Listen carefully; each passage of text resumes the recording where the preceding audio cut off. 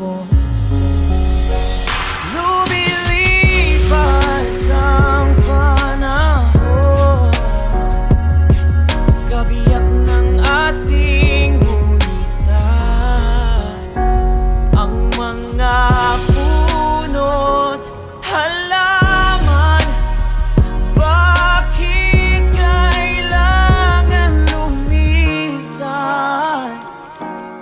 Panapanahon ang pagkakataon, may babalik pa ang kahapon.